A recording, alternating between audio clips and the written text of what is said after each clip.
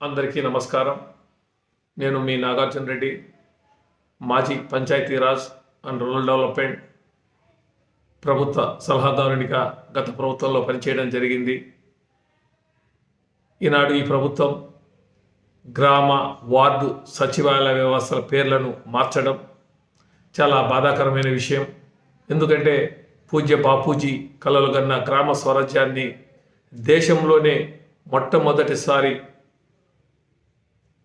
గ్రామాల వ్యవస్థకు, గ్రామాలకు సంబంధించి అక్కడే సచివాలయ వ్యవస్థను ఏర్పాటు చేసి ప్రజలకు అందుబాటులో ఉండే విధంగా అన్ని రకాల సేవలను తీసుకొచ్చే దానికోసం ఒకేసారి 1,40,000 మంది, దాదాపు 40,000 మంది ఉద్యోగాలకు నోటిఫికేషన్ ఇవ్వడం, అందులో 11 నుంచి 13 రకాలైనటువంటి డిపార్ట్మెంట్లకు సంబంధించి ఉద్యోగస్తులను నియమించడం, మరి అదే కాకుండా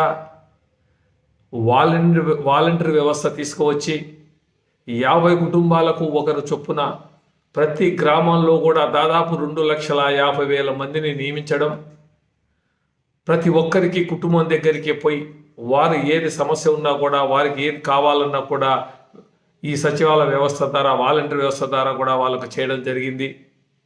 మరి ఈనాడు ఈ ప్రభుత్వం అధికారంలోకి వచ్చిన తర్వాత సచివాలయ వ్యవస్థ పూర్తిగా నీరుగారిపోయే పరిస్థితి వచ్చింది. సచివాలయంలో గతంలో ఎప్పుడు కూడా కలకలలాడుతా ప్రజలందరూ కూడా వారి వారి అవసరాల కోసం సచివాలయ వ్యవస్థకు వచ్చేవారు. కానీ ఈనాడు వెలవెలపోతున్నాయి.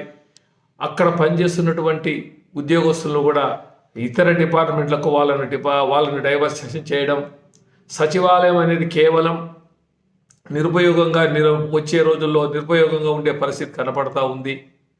దీన్ని దృష్టిలో పెట్టుకొని మరి ఆనాడు జగన్మోహన్ రెడ్డి గారు మళ్ళీ రెండోసారి ముఖ్యమంత్రి అయి ఉంటే ఈ సచివాలయ వ్యవస్థకు సంబంధించి భూముల రిజిస్ట్రేషన్లు కానీ, బస్సు టికెట్లు కానీ, రైలు టికెట్లు కానీ, ఫ్లైట్ టికెట్లు కానీ మన గ్రామం నుంచే మనం ఇక్కడి నుంచే బుక్ చేసుకునే సౌకర్యాన్ని కూడా, ఇంటర్నెట్ సౌకర్యాన్ని కూడా తీసుకురావడం జరిగింది.